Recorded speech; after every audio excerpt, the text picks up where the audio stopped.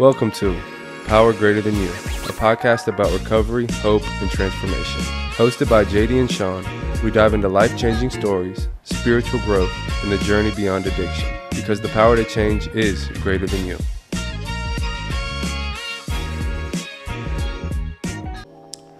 What is going on, everybody? Welcome back to Power Greater Than You, Ep.5. My name's Sean Mobley. Hey, I'm JD. We're with our friend Reeves here. How you doing, Reeves? Thanks for having me, guys. Absolutely, man. So we like to start these off with a little backstory. Power Greater Than You, we're an addiction recovery-based podcast, and you're here for a reason, I would say. So if you could give us a little quick tidbit on a little bit of your story. JD invited me. We know each other from our 12-step recovery meeting. He's known me for 2.5 years. Yeah. I've kind of only known him for 1.5 years, because that first half of the 2.5 years that I knew you, I was high the whole time. You know, So I don't really remember you that much during that we time. talked about this a couple weeks ago, and you're like, did you know that I was going to meetings and I was high? I'm like, hell yeah, man. Of course I knew. I didn't think anybody knew. I mean, you were like, you would just keep rambling. You had long hair, I remember that. Long hair, I remember long hair. And, didn't you have like a, I don't know, backpack too or something? I don't know.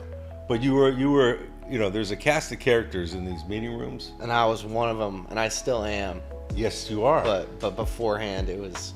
Because now you got a haircut, so some things must Yeah. have happened. So when you say you were high at the meeting, you high on what? weed. Weed. Okay. Yeah. Now, when you were high on weed in the meetings, like, did you pick up a 90-day chip Yeah, I faked it. and a 6-month chip? I faked sobriety. Yeah. Yeah, because clean and sober, as you know, means clean and sober. It doesn't be like, well, I mean, I get it. It's like my pharmacist, I have a weed card. There's all great ways to justify our behaviors. Absolutely. But, as you know, and I've seen you grow spiritually, like, to have this connection with a higher power, right? You really need to be completely sober so you can feel your feelings, and so you can, so you can have basically a new way of thinking, right? Because it just doesn't come automatically. And that's one of the reasons why I invited you on the show, because I've seen Reeves, in the past, the first year he doesn't remember it. That's because you were high, right? Because I would think you would remember me. I'm a little hurt by that, but I can handle it. But then when you came in again, I think, were you there when he picked up his white chip? Yeah, man, you were sitting in the back of Yana, but not all the way in the back. We're in that back section. You were in the front row right there. And you gave your spiel on, what you were kind of going through, and you picked up a white chip. And I think that's very bold of you. There's not a lot of people that would have done it or, can kind of tell on themselves like that. So it took a little bit of courage, man. So nobody really goes to a 12-step meeting for weed. So what kind of brought you into the rooms in the first place? That's a long story. Well, Can you get into it? I can give you cliff notes. Can you give us a 5-minute Give me the overview spark note of banger. your All right, yeah. alcohol drug So career? I just did a speaker meeting, and whenever I speak, my sponsor, and speaker meeting is just when I go up there and I tell my story for 25 minutes or whatever it was. Right. He says set a timer and stay drunk for 7 minutes and then get into being sober. The solution. Yeah, like talk about all the things that lead you into AA for 7 minutes, but for the rest of the time, talk about how you got sober and how it's been changing your life. So I've got a 5 to 7 minute story that I can do. Great. Okay. Very irritable, angry kid, pissed off all the time. Could not sit still for the life of me. Felt so uncomfortable in my own skin. So much energy. And I felt like I was alone. I felt like everybody else was normal, and I was like the only one that was different. I was the only one that didn't really like the way that they felt the majority of the time. And the way that like came out in me was, and this was like a pretty early age when I started developing like a sense of self-awareness. Like, I guess you could have traced it back. I've got 5 minutes. I'm not going to do that. So I felt different, and it started coming out in what I call acting out. A huge one where I just like kind of got out of my own skin was just trying to get attention from other people. And that, you know, ranged from first day of pre-K at school for the first time. I pulled down my pants and I ran around the carpool line and showed everybody my wiener and just like, you know, tried to just create a huge fuss because of the rush that it would give me. Negative attention just as good as attention. Yeah, sometimes, I didn't care. Right? I didn't care. Yeah. Yeah. So then, then I'm shooting bottle rockets out of my butt and putting it on YouTube. Nice. How many followers did you have? I don't remember. Sean, were you a follower? No. All right. This is early YouTube. So then, divorce. Parents got divorced. Divorce happened. It was messy. I dealt with that by just acting out even more. And one of the, once I started getting in trouble at school a lot, getting called in the principal's office all the time for going on the soccer field during the girls' soccer game and just throwing balls at the soccer ball while they were playing.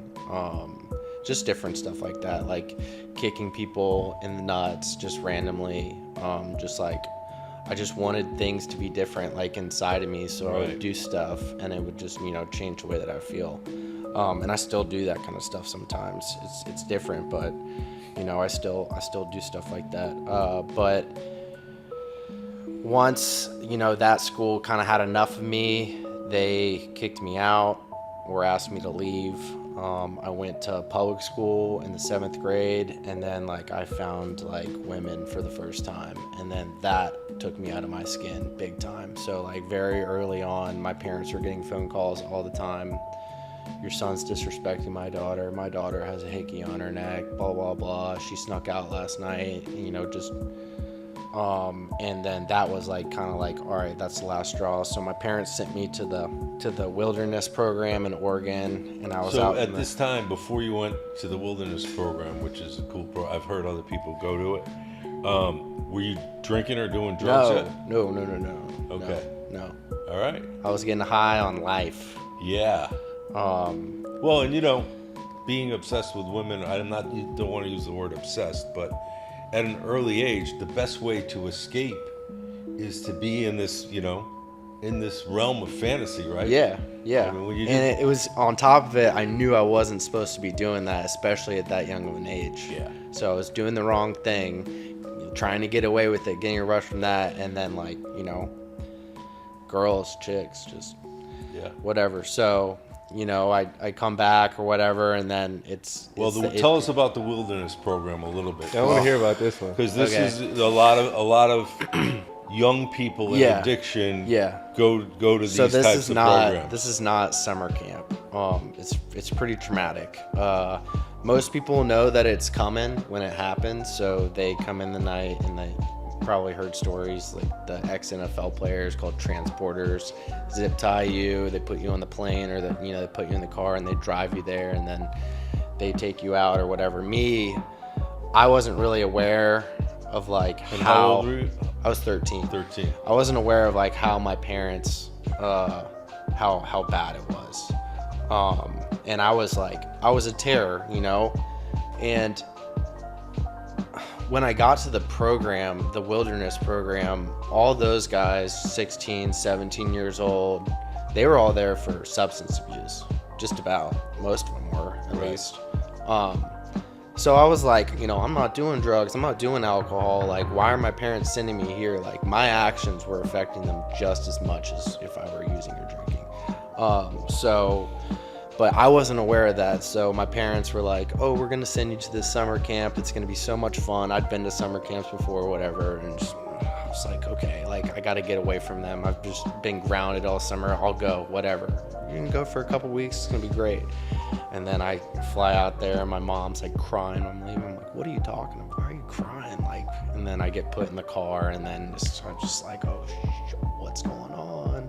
And then they drive me out like 4 hours into the desert, and I'm just in the desert for 40 something days. I didn't see a light bulb. I didn't see any type of electronic. I didn't see a piece of wood struck. It was just straight up. Would you sleep in a cabin or something like that? No. Dropped out of an airplane basically in the middle of the wilderness. Like, that's what it's like. And you're with counselors. I'm number 13 when I got there. I was number 2 when I left.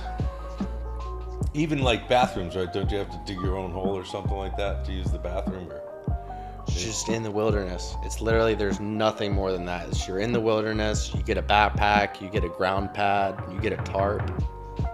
There's watering stations like set up at the different places that you hike to every day, that they go to ahead of time and drop off with like their 4x4. But I didn't see anybody besides my group. So I was just stuck there. And it taught me 2 things. It taught me, not to worry about the things like outside of my control, because I couldn't run away. Like, right. you cannot run away. You're stuck there, and there's nothing you can do about it. If you try to run away, it's like the movie Holes. It's just like, our place wasn't that nice. It wasn't as nice as Holes, but like, there was nothing there. But it was like, if you try to run away, you're just gonna die. And they take your shoes at night, like, oh my God, the whole deal. Yeah, so it really taught me, it was just like, acceptance. This is where I'm at, and I'm just gonna have to deal with it. And then the other thing is, it really teaches you how to like stay in the present, especially like when I was 13. I was so hyperactive, like mega, but I just had to sit there and just be in nature for like 45 days it was so bad. Oh, it was so hard. But just like looking at my feet, looking at my hands, realizing that like I'm on planet Earth, and like this is where I'm at. There's nothing I can do about it. It just teaches you how to like stay in the present. And then like the big thing too, and I put this in my life now, is the staff members were never allowed to tell us anything that was going to happen more than 15 minutes into the future. When am I going home? Am I going to go to boarding school after that? That's FI. That's future information. They would tell you what was going to happen in the next 15 minutes. Are we going to eat lunch soon? That's FI. Like, you had to stay in that 15 minutes, and you couldn't think anything past that. And that's really helped me in my life. Like, I have gratitude for that for sure. I try Isn't not it to funny, like gratitude, this sounds like hell, but you have gratitude for what you experienced. Oh, I was Kinda like so addiction. when I was going through my psychosis, I was just like acting like the biggest victim about my parents sending me there, and I was like, you guys are the worst parents ever. Like, totally, like, not thinking about what I did to get sent there, and like what I learned, No and like accountability. what I got out of it. I know how to make a fire out of sticks, straight up. No Wow. lighter, no anything. Sticks. Putting me in the woods, give me 4 hours. Flame. I think I'm going to put your name in for that show Survivor. Right. I think you'd be good. I don't think I'd be good on So, TV. wow, that sounds dramatic and traumatic. Yeah, so very traumatic. Really bad. So I get back. Usually people go to boarding school after that, but I played the deal. I was like, oh, I'm so sorry. Everything you said is right. You're I'm changed, you're wrong. reformed, Yeah, and then all those kids were fighting it. I'm like, you guys are so stupid. Just submit or act like you're submitting, and you'll get to go home. But they didn't, and I was just like, okay, I want to go back home. So you're right. I'm wrong. I'm sorry. Let me come back home.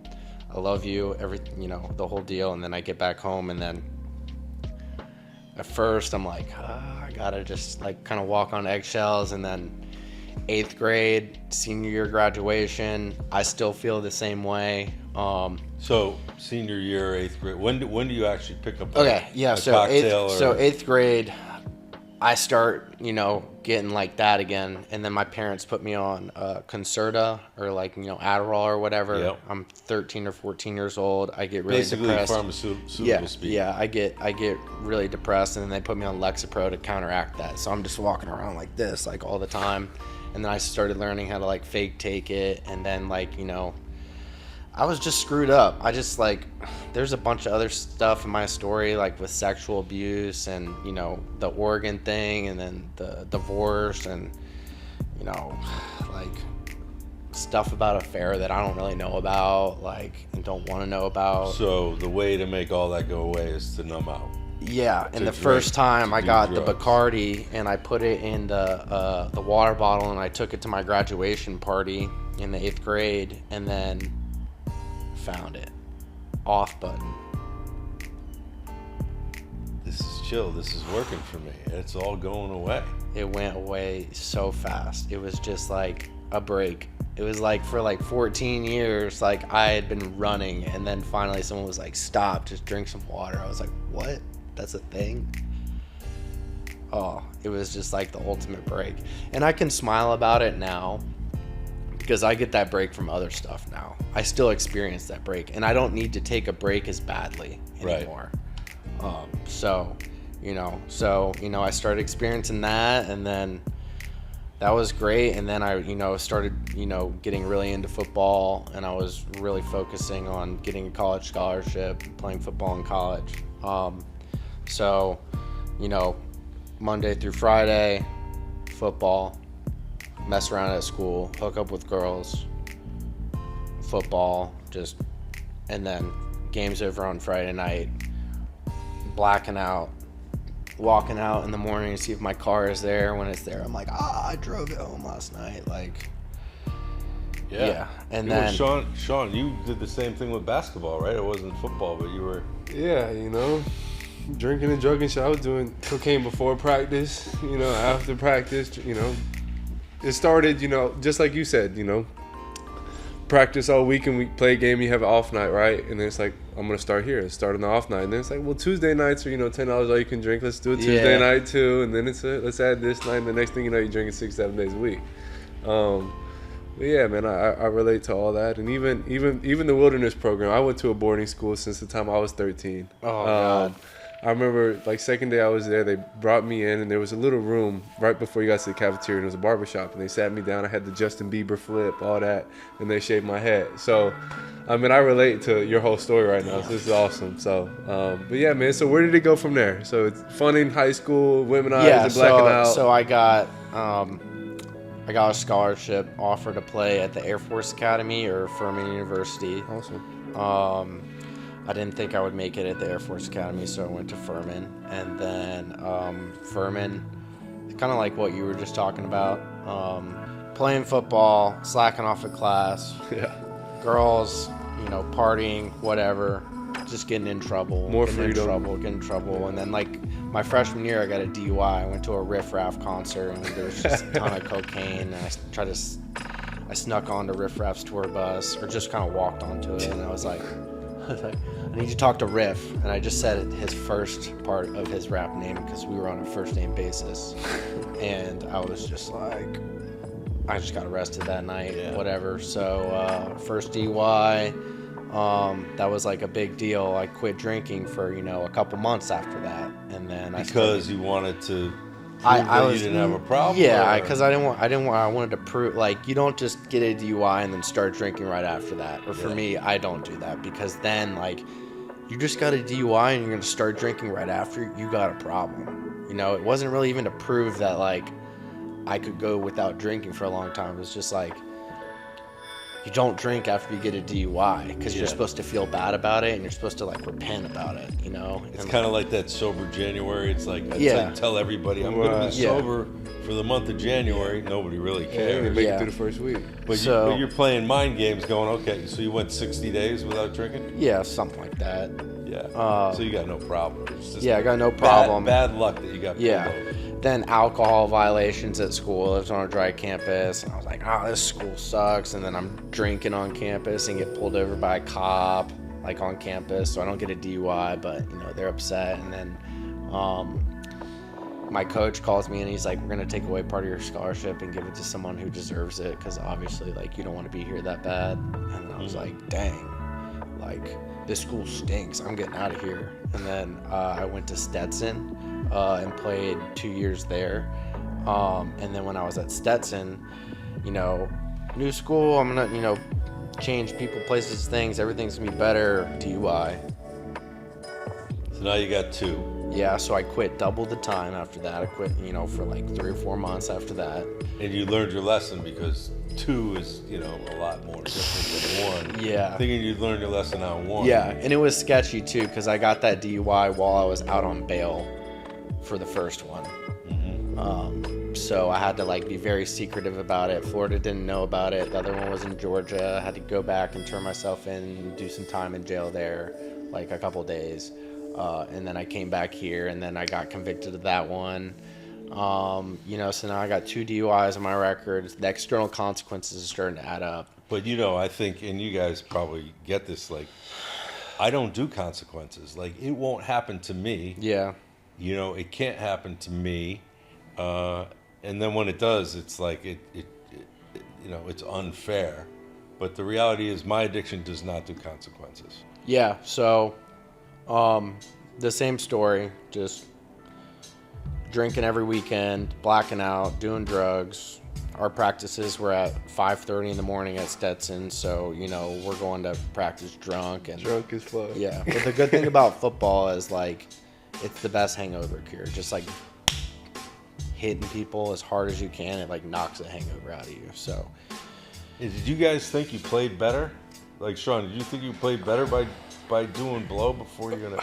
Well, I was smoking weed before practice. Definitely, I was smoking weed. I thought I played better. I told myself I played better on weed, but I agree with the hangover cure, man. I used to go in there smelling like a brewery. My coach said, "Sean, you fucking stink today," and I'm like, "You just go sweat it out, and you're good. Yeah. You're good to go that night." Yeah, and so many other people on the team are doing it too. Yeah, everybody's doing it. Yeah, the problem is when you're the worst and we have 6:30 a.m. workouts and everybody's doing abs until you get to the workout as a consequence.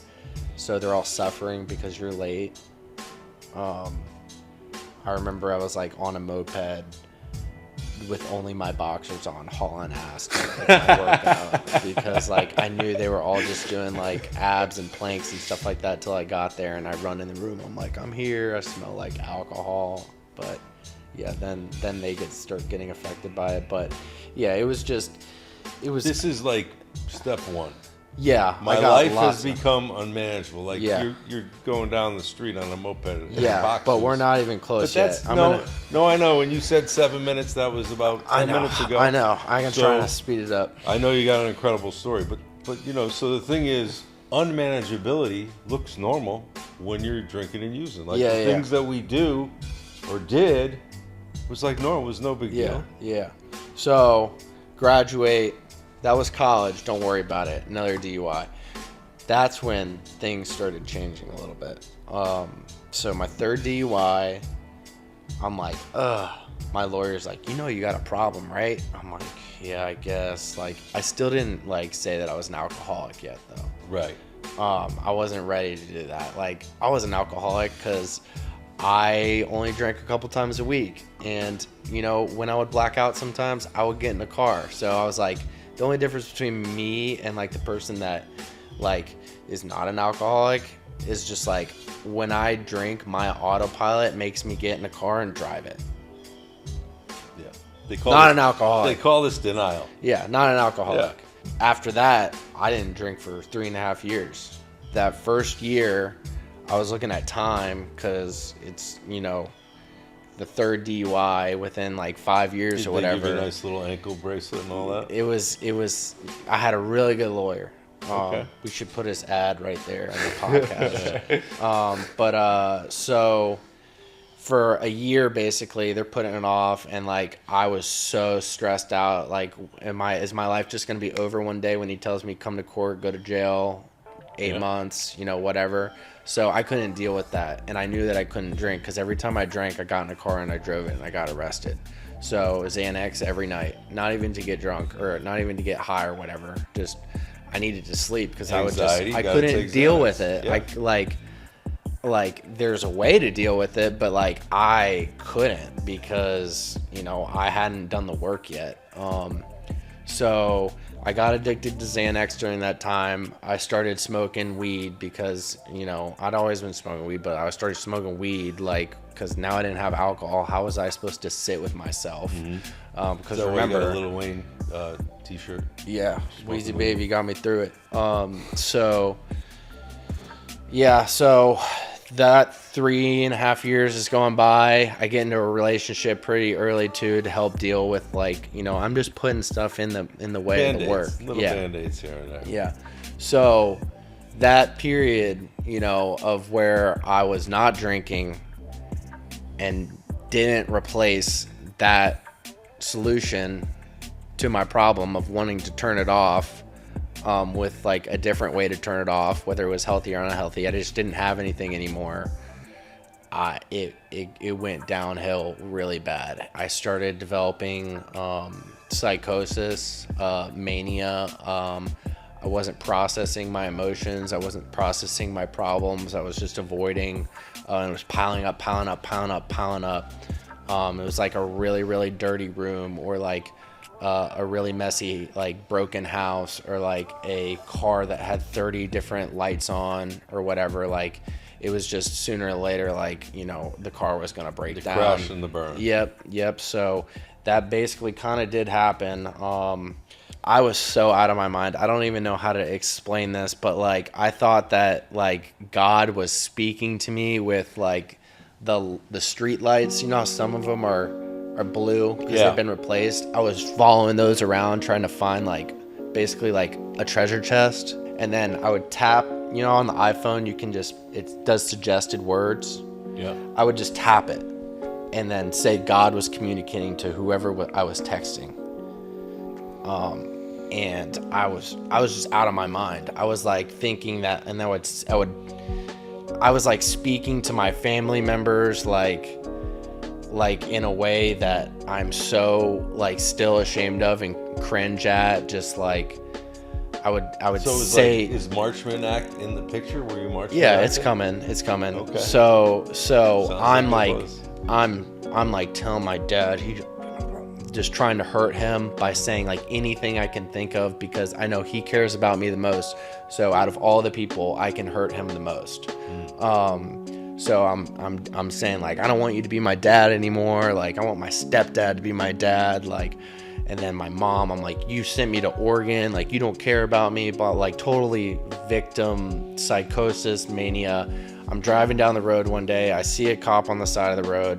I pull over to see if he needs help with this accident that he's working on. He grabs like his gun. He runs to me in the car. I have the window rolled down. I got like so much weed in the car, and I got priors. So like when he reaches in the car to like grab me, I'm like, he sees, I'm like, oh, sorry. And then I throw it in reverse. I take off. He runs, gets his car. He starts chasing me. I act like I'm going over an overpass. The last second, I cut down and go down that huge grass thing, the slant that's like that. And then he has to go all the way over. So I'm going down that thing like a turbo. And then I hit like 100. Running away, I jump my car like into this river on the side of the road. Like, it's kind of like retention river almost, and it's like hidden in there. And then on the way down in there, like I knock off a sewer cap, and then I crawl through the sewer under the street into the storm drain. I'm in there like I call my sister. The cops are chasing me. Come save me. She pulls up. I crawl out of the sewer. She drives me straight to Riverside Recovery. And then they put me in Riverside Recovery. The cop is like, oh, he's in Riverside Recovery. All right, y'all's liability now. So no consequences from that. I'm in Riverside Recovery for 8 days. The whole time, like, I'm just hiding from the police. I don't have a problem. Like, I didn't even drink. I haven't drank in 3.5 years. All these people are alcoholics. I get out. I got no program still. And then at that point, I hit my lowest point of depression ever. Or second lowest point of depression ever. And I was like, I'd rather just drink and be depressed than just depressed. Like, what am I even doing this for? I drank for 4 months. Within that 4 months, at the end of that 4 months, I was waking up in my piss like every time I drank. It was like I drank for 7-8 years, right? I quit for 3.5 years, and when I started again for that 4 months, during this time my drinking was still progressing. Like, Yeah. it didn't pick up where it left off. You're not surprising us. We get it. But Okay. maybe there may be somebody Yeah. out there who's watching it. Yeah, it does- was doing doesn't make- push-ups. It was Rocky Balboa. Yeah, Like, yeah. it was getting ready for when I was coming back because he was, he was kicking my ass. So, Well, let me just bring you. So now let's go back into you're walking through the doors of Yana.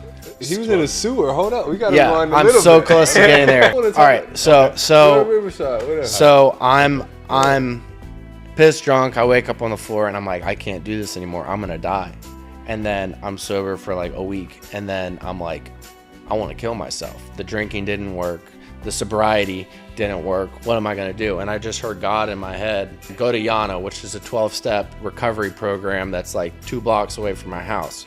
So one day I just went there, and then that's my first time going into a recovery room. And I've been going to a meeting pretty much every day Yeah, I mean, since then, which is pretty. which is incredible. 2.5 years ago. Two and a Yeah, half years ago. Uganda is where they have the 12-step programs, and yeah, so that's great.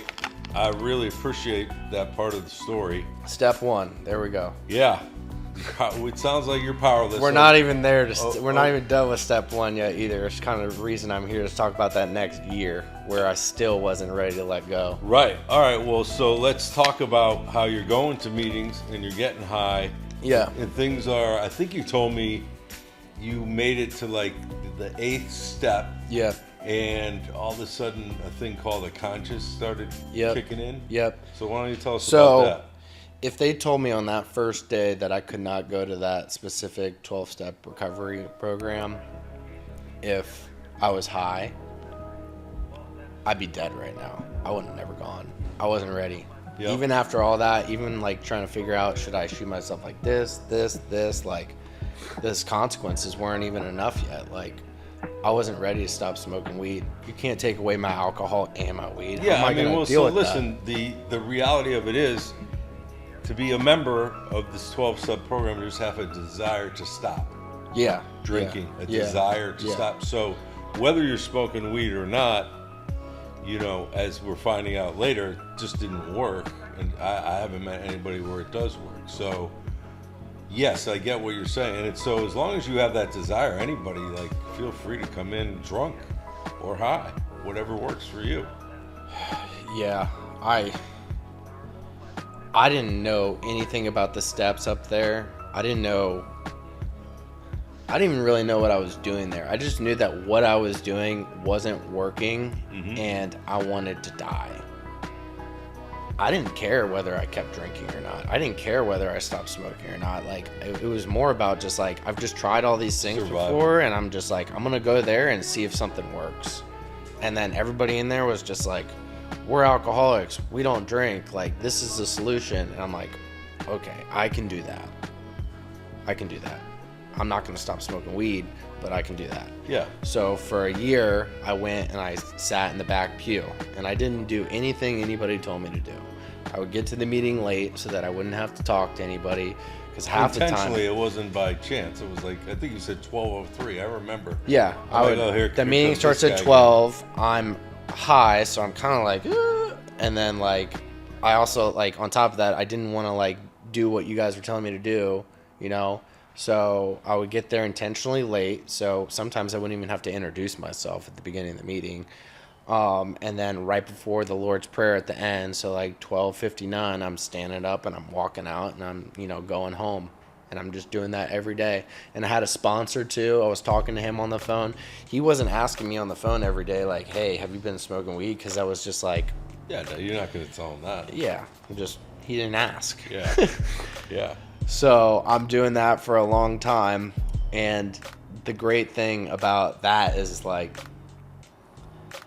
by the grace of God, like, some of that stuff that y'all were saying like was seeping into my head. Yeah. Like, I'm not okay being myself. I'm lying to everybody. You have this new thing forming inside you, call it conscience, and that's the reason you feel terrible about yourself. Like, you have no integrity.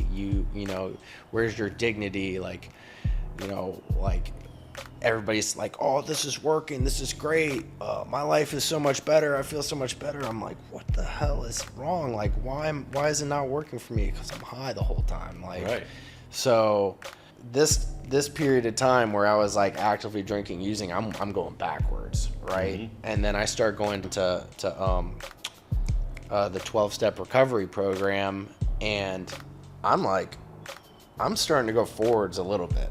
Honestly, like, I think that smoking weed is going to ruin your chance at the promises of sobriety. It is like, why are you doing all of this work and like still holding on to a little thing that maybe gives you like a little bit of comfort compared to like what you're gonna get if you just stop everything. Excellent. Yeah. So like, I was just like, I was still getting a little bit out of it. It was seeping into my high brain. So eventually, the guilt, you know, it was weighing on me. Every time I would sit in the meeting, people were talking about alcohol. Sometimes they'd talk about drugs, but they were talking about alcohol. My brain was like, it was coming in this ear. Translator, weed. It's like, weed. They're talking about weed. Yeah. Like, everything was about the drugs. Like, it was just translating it in my head. And then I'm like, all right, like, I need to do something about this. And the thing that set it off, it was kind of a combination. We're going through the steps. I'm on step 8. Step 8 is where you're writing your amends. Yeah. Here's what I did wrong. And a lot of those conversations I was going to have with those people was, I was doing drugs and acting like a crazy ass. Like, that's what I was doing wrong. That's what I was doing to hurt you. And I can't go have that conversation with someone while I'm high. That's where I drew the line. I'm like, and then like my sponsor is like, tell me, you know, where did you lie to these people? Like, you know, what were you doing? And then I was just like, oh my gosh, like, I can't, I'm just going to have to make amends with him, like, for lying to him the whole time if I keep doing this. Which, you know, listen, as a sponsor and sponsoring guys, I mean, in that program, it talks about how does it work? And it's a program of honesty. Yeah. So, you know, when I get somebody who's like, you know, who has been drinking, and I can tell just by their behavior and, you know, how they're reacting. So Yeah. I'm sure when you told your sponsor, you know, it was probably, I mean, when I hear that from somebody, I'm like, okay, now if you're ready, now we can really kick it up and step it up and get you to a place of what they talk about, this psychic change. A different perspective, right? We all have different perspectives now, thanks to our higher power, right? Absolutely. And you know, so it's like that person, the alcoholic and drug addict. You know, it doesn't. It's almost like I'm talking about a different person. Yeah. But like you said, it's progressive. So if I pick up a drink today, it's not even where I left off. You know, a long time ago. It's like I never stopped. So, and it's just craziness. So the fact you told your sponsor, then you went up. Did you went and got a white chip? Is that? So I'm thinking about that stuff. I still haven't done anything yet. Right. And this girl that I didn't care about cheated on me. I found out about it before I could even like process or think about what just happened. I'm in my bathroom and I'm ripping a bong. And I'm just like, that's when it hit me. I was just like, I can't deal with life sober. I need these things. I can't rely on God when I'm putting all this stuff in the way to, like, you know, as my little comfort to like try to do this on my own. So I was just like, oh my gosh, I'm just doing what they're talking about in the meetings. Like, this is exactly what they're saying. Like, I'm just trying to change the way that I feel. Alcohol, drugs, sex, whatever it is. Like, I'm just doing the exact same thing with weed. So the next day I call my sponsor. I'm like, hey, I'm ready to do the 8th step. I need to make amends. You're the first person that I'm making amends with. I've been smoking weed this whole time. He was like, I love you. Go get a white chip. We're going to start on step 1. Yeah. I'm not doing an 8th step. We're going back to step 1. We're going to do it right. I'm like, damn. But so then I go into the meeting and he was there, and then I go I said something like I was just tired of like not being okay being Reeves. Like I want to be okay just being Reeves. And by being Reeves, that to me means being the person that God made me to be, because that's the only way that I'm ever going to be happy. God made me. I'm like the machine that God made, and he designed me to run off of a specific type of fuel. And it's not myself, it's not weed, it's not alcohol, it's not drugs, it's not fame, it's none of that. Because you look at everybody, it's just they're empty inside if they're running off of that. And the second I changed that fuel to like the one that God intended me to run off of, which is him, then things started working for me. And like I had to take out that last mind altering substance that I was hanging on to for so long. It was the weed, the Xanax, and now I'm taking out the alcohol, the Xanax, the weed, and now I'm taking out the weed. So now it's finally like, okay, now God can get to work. And here's what happens when you're walking up. I'm sure humbly walking up, you probably were a nervous wreck, and you're picking up a white chip because you smoked weed, and you're other people are in that room in the same situation as you. Yeah, there's a lot of people that do that. They call it California sober. I don't know, you want to zoom in. There is no such thing. I got sober in California. There is no such thing as California sober. Nobody, it's folklore for guys or girls that smoke weed. And they're like, yeah, in California, that's what they call sober. But, yeah, the best recovery that got me sober was California. And not one person use that reference. It's crazy. So I just wanted to set the record straight that that's just not real. This California sober. It's basically like you said, another way to change the game, change how you feel, right? So now you're working the steps, and this is when I noticed, you coming in. I think you got a haircut like about a year in or something, and yeah. I mean, your shares used to be. I have to be honest, like Sean, I'd be sitting there. I'm like, oh God, here we go. Like what? Someone told me this like the other day. I didn't even remember cause sharing. Because was it philosophy or It theology? was kind of like Led Zeppelin has a song called "Ramble On." Oh God! And you're like, oh, he's rambling. That song was playing through my head. About like, Ramble what? On. You were just like, talking about whatever, your moped. I don't know. So, but that was the beginning. It's great that you can laugh about it now, right? I mean, like I said, yes. The reason why I asked him if you here is because, dude, you are not even the Ramble On guy anymore. Yeah. I mean, you're going to meditation meetings. Yeah. We run into you're doing service work, meaning you're helping. You have a home group. Like, you're in it. So, Yeah, so like picking up that white chip that time, it was harder than picking up the first white chip because I had to let everybody know that I was bullshit. The whole time I was bullshit. Mm-hmm. It's like when you go get a white chip the first time, all right, good job. We're happy you're here, whatever. And then like the second time I got a white chip, I'm like, I've been lying to y'all for a whole year. Right. But like now looking at it. But hang on. What did you think? I don't think I was there. Yeah. What did you think when you got the white chip? Did you think it was bullshit or did you think it was... No, I didn't really think anything of it. I thought it was, cool. I don't want to say cool, but it took a lot of courage, right? I like to see people in the programs being honest, right? Yeah. Because you spoke before. It wasn't like you just randomly picked up a white chip. Yeah. You spoke and told your story. So I thought it was pretty cool. I mean, just today listening to this whole story, I think that's what I like most about what we're doing right now is you get to hear the backstory of all these people that you see in the rooms, right? Yeah. And it's been pretty powerful today, man. It's definitely been pretty powerful. For sure. Absolutely. So this time around, clean, sober, off of everything. This was a year and a half ago. Right. So you've been a year and a half sober off everything, man. What's different? What's going to keep you sober, not go back? And how do you feel? Yeah, how do you feel? The first step was not drinking and drugging for me. That was the first thing I had to stop doing. And then the second thing I was doing was continuing to go to the meetings. Those were like the two things that I've been doing. So opening up the channel for God to go to work, by not drinking and drugging and then going to the meetings. That's what I tell my sponsees too. Because when you go to the meetings, you get a sponsor, you do the steps, you hear about service, you hear about other stuff like that people are going through.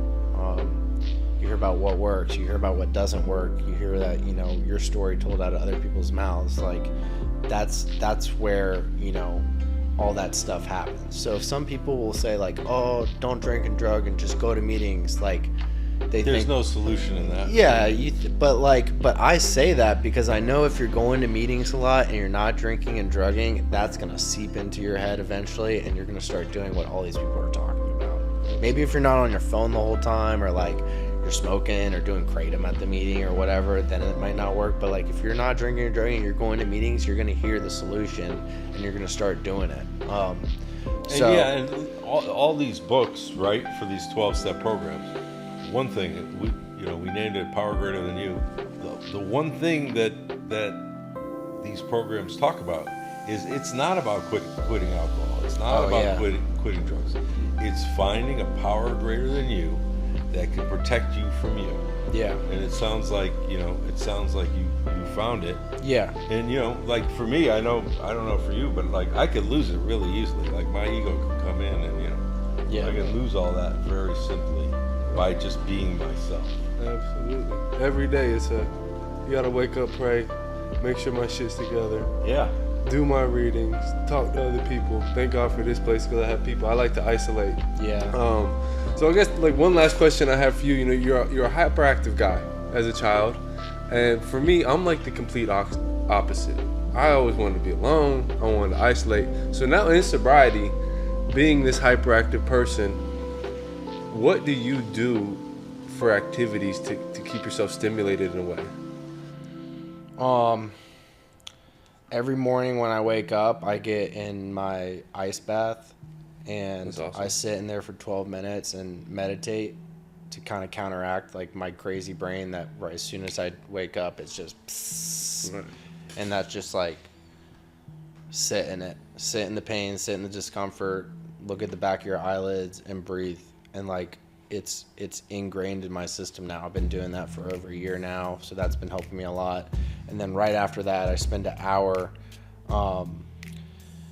doing a devotional with God. I read, whether it's like my religious material or stuff about theology or whatever. I'll do that right after I finish writing a prayer. So I write a prayer on a piece of paper, and I do the whole thing. And every time I start with God or Lord, and then at the bottom I say, thank you for my sobriety yesterday, please keep me sober today. And then like in that middle is just like, hey God, this is how I'm feeling, I need to rely on you, this is what I'm doing wrong, I want to let go of this, I need help with this, like I trust in you, statements of faith, gratitude makes its way in there sometimes. I do that, and I've been doing that for over a year. So to start that, I'll read, all right, February 27th of last year, this is where I was at, and then I'll write where I'm at this year. So I have like a full year of prayer,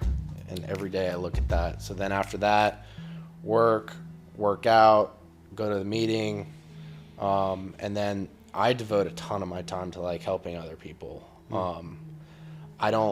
I'm like fortunate with my line of work, so I don't have to work like all day. So I use like that time, and I'm just like, okay, this is God's gift to me to go to work for like other people.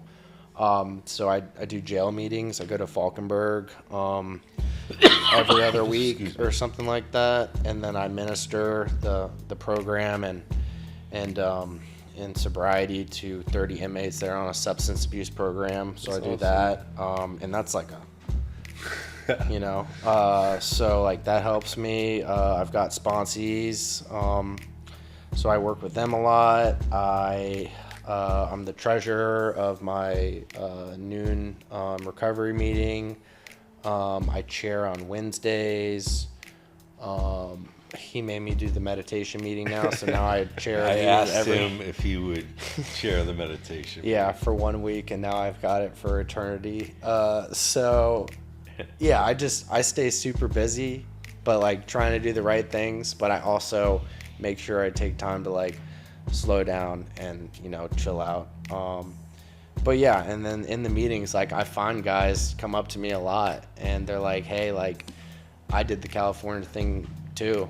Like, how did you do it? I'm like 2 or 3 days without weed, like, and I feel insane. I'm like, okay, this is what I did.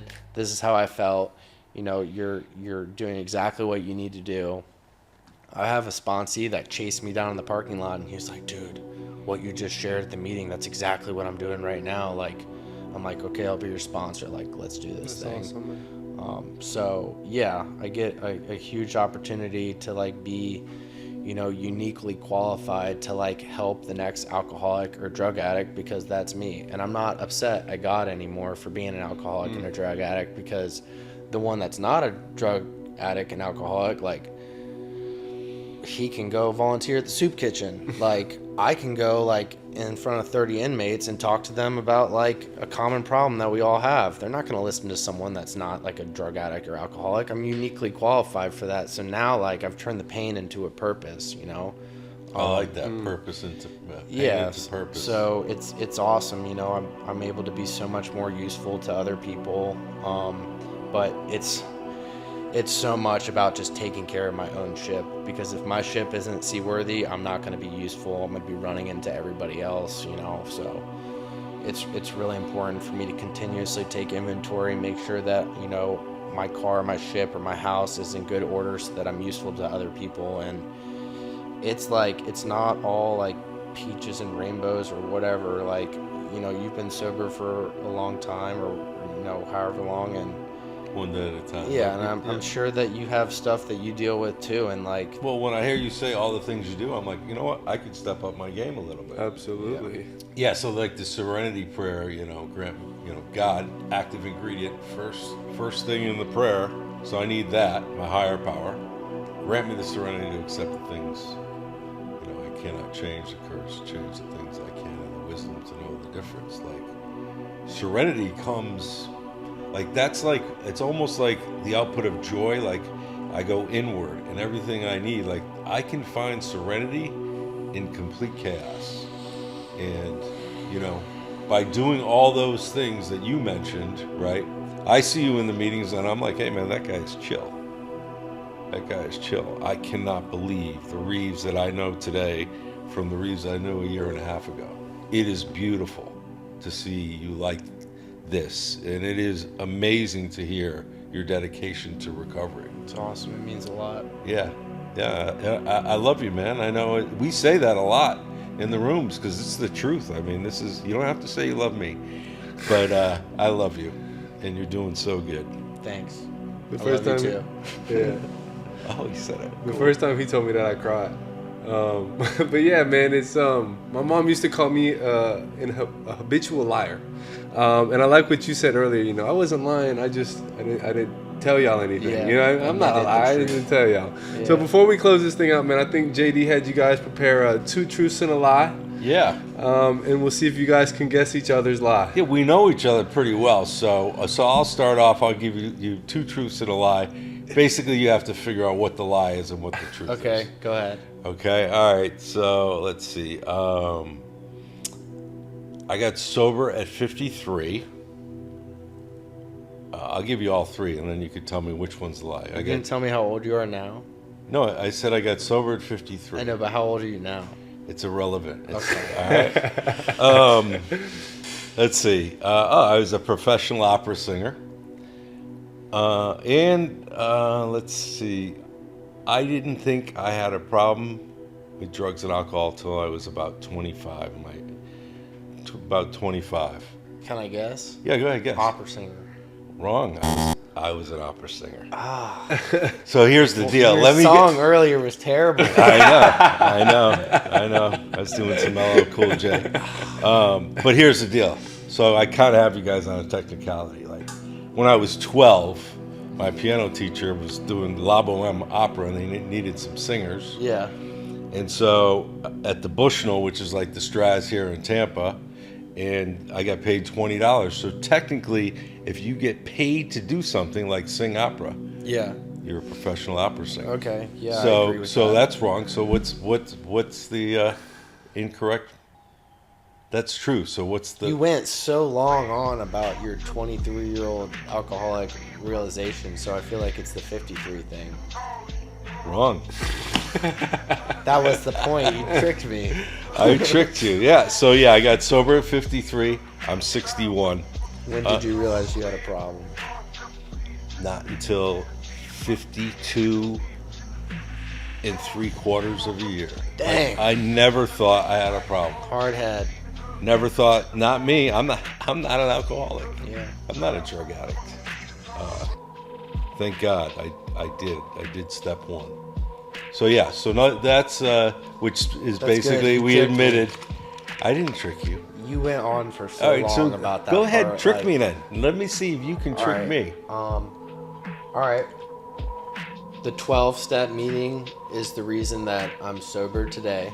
Okay. My sponsor is on my resentment list. Okay. I forgot my last one.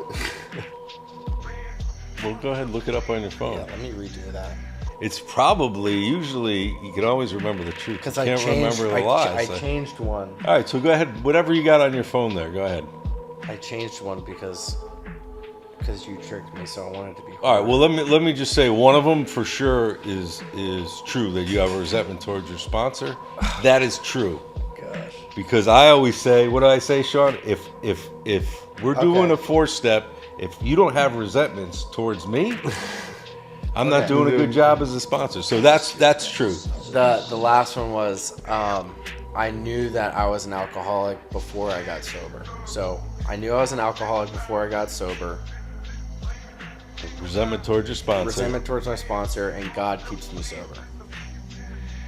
Oh, okay. See, you changed it because you said the 12 steps keeps you well. God keeps you sober. That's true too. Is it odd or is it God? You know. So yeah. Well, thanks. Listen. Thanks. And what was the first one again? I knew I was an alcoholic before I got sober. Yeah, and that's a lie. Yeah. Yeah. Figured By the that way, out I got after. 3 out of 3. Yeah, you did. Good job. So, just, not that I'm keeping track, but well, thanks for joining.